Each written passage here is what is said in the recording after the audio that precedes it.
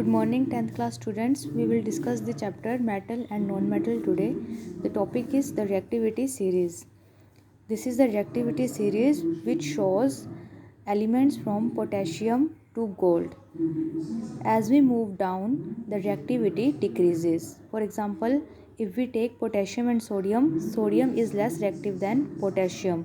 If we take magnesium and zinc, zinc is less reactive than magnesium. If we take zinc and copper, copper is less reactive than zinc. So this is the reactivity series and you have to learn this. Next, how do metals and non-metals react? Metal और non-metal react कैसे करते हैं? As you know, metals are those which can lose electron and non-metals are those which can gain electrons. For example, sodium का atomic number होता है 11 और configuration होती है 281. एक इलेक्ट्रॉन लूज़ करने के बाद यहाँ बचता है Na पॉजिटिव. जो Na पॉजिटिव है इस इलेक्ट्रॉनिक कॉन्फ़िगरेशन इज़ 28. 8 का मतलब होगा ऑक्टेट. जिसका ऑक्टेट कंप्लीट होता है वो स्टेबल होता है. तो मेटल एक इलेक्ट्रॉन को लूज़ करने के बाद स्टेबल हो जाती है. Cl287 जो क्लोरीन है इसका एटॉमिक नंबर होता है 17. कॉन्फ़िगरेशन हो जाएगी 287. ये एक इलेक्ट्रॉन को गेन करने के बाद अपना ऑक्टेट कंप्लीट कर लेता है and form Cl negative. So sodium has 1 electron to donate and chlorine has 1 electron to gain.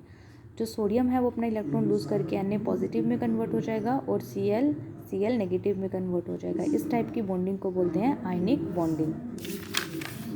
Next example is magnesium. जो मैग्नीशियम है उसकी कॉन्फ़िगरेशन होती है 282 और इसका एटॉमिक नंबर होता है 12. 2 इलेक्ट्रॉन को लूज़ करने के बाद ये बनाता है magnesium 2 positive and Cl bye gaining 1 electron बनाता है Cl नेगेटिव. क्योंकि मैग्नीशियम 2 पॉजिटिव है इस वजह से यहाँ पर कितने Cl जुड़े रहेंगे 2 Cl. So it will form Mg 2 positive and 2 Cl negative. Next properties of the ionic compound. जो आयनिक कंपाउंड है उनकी प्रॉपर्टीज़ क्या होंगी? फर्स्ट, जो फिज़िकल नेचर है आयनिक कंपाउंड सॉलिड्स की फॉर्म में एग्जिस्ट करते हैं. इनके मेल्टिंग बॉइलिंग पॉइंट ज़्यादा होते हैं. ये वाटर के अंदर सॉल्यूबल होते हैं. और जो कंडक्टर्स हैं अगर ये एक्वस फॉर्म के अंदर रहते हैं so they are good conductors of electricity. Next is the occurrence of metal. जो मेटल है वो अर्थ क्रस्ट में मिलती है. Sea water also contain some soluble salts like sodium chloride, magnesium chloride, and the element or compound which occur naturally in the earth crust are known as mineral. जो अर्थ crust में naturally मिलते हैं उन्हें हम बोलते हैं minerals. So mineral contain a very high percentage of particular metal and the metal can be profitably extracted from it. जहाँ से मेटल को बहुत आसानी से निकाला जा सकता है उन मिनरल्स को हम क्या कहते हैं? Ores. Next is the extraction of metal. In this you have to learn this graph. First of all, this is ore from which metal can be extracted profitably.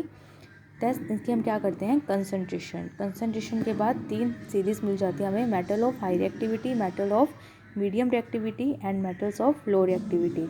जो मेटल्स ऑफ हाई रिएक्टिविटी हैं उनके अंदर जो process करते हैं that is electrolysis और इससे हमें मिल जाती है प्योर मेटल. और जो मीडियम रिएक्टिविटी हैं उनके अंदर 2 टाइप की ओर्स मिलती हैं, carbonate ores and sulphide ores.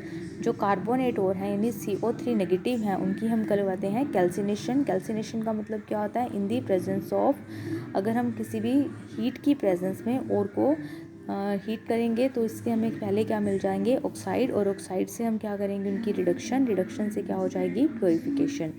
यानी कैल्सिनेशन के अंदर लाइक जिंक कार्बोनेट, उसके अंदर हम हीट कर रहे हैं तो हमें मिल जाएंगे जिंक ऑक्साइड. फिर जिंक ऑक्साइड की कार्बन की प्रेजेंस में रिएक्शन करवाएंगे तो जिंक प्लस कार्बन मोनोऑक्साइड और लास्ट में जिंक की हम कर देंगे प्योरीफिकेशन. नेक्स्ट आते हैं सल्फाइड ओर्स. जो सल्फाइड ओर्स हैं उनके in the presence of oxygen reaction करवाएंगे. जैसे सल्फर है, सल्फर की ऑक्सीजन की प्रेजेंस में रिएक्शन करवाते हैं तो सल्फर डाइऑक्साइड बन जाती है. सो जो सल्फाइड ओर्स हैं उनकी हम रोस्टिंग करवाते हैं तो सल्फाइड ओर्स जब ऑक्सीजन की प्रेजेंस में रिएक्शन करवाएंगी तो उनसे रिलीज़ हो जाता है सल्फर डाइऑक्साइड. उसके बाद क्या होगा? ऑक्साइड्स बनेंगे जिनकी हम रिडक्शन करवा लेंगे. लास्ट में हो जाएगी प्योरीफिकेशन. जो लो रिएक्टिविटी हैं वो सल्फाइड ओर्स होंगी. रोस्टिंग के बाद मेटल, प्योरीफिकेशन, देन रिफाइनिंग. अब उसके बाद है एनरिचमेंट ऑफ ओर्स, जिसे हम बोलते हैं कि उसके अंदर से सारी इम्प्योरिटीज़ को रिमूव कर देंगे और जो पीछे रहेगी वो हाईली कंसनट्रेटेड मेटल ही रहेगी. Extracting metals of low reactivity, जैसे लो रिएक्टिविटी के अंदर हमने पढ़ा सल्फाइड ओर्स होती हैं, लाइक HgS सिनेबर ओर होती है ये। इसकी ऑक्सीजन की प्रेजेंस में रिएक्शन करवाएंगे तो mercuric oxide plus sulphur dioxide release हो जाएगी। HgO को फर्दर हीट करेंगे तो Hg प्लस O2 मिल जाएगा।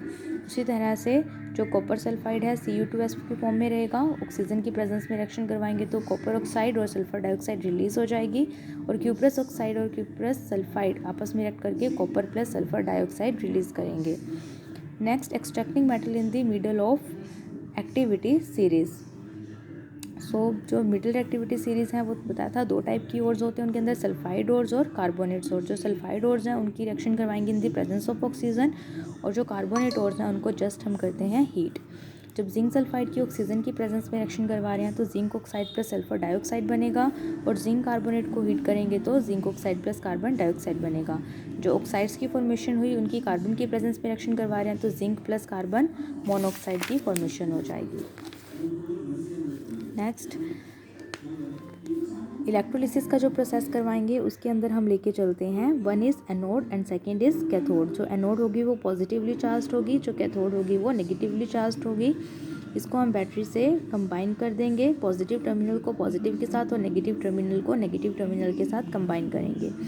इसके अंदर जो कॉपर 2 पॉजिटिव हम क्या कर रहे हैं, यहाँ पर रिफाइनिंग कर रहे हैं, तो जो कॉपर 2 पॉजिटिव होगा वो एक जगह से क्या होगा, रिलीज़ होता जाएगा और एक जगह पे वो डिपॉजिट होता जाएगा। इस तरह से हम जो मेटल है उसको क्या कर लेते हैं, पूरी तरह से प्योरीफाई कर लेते हैं।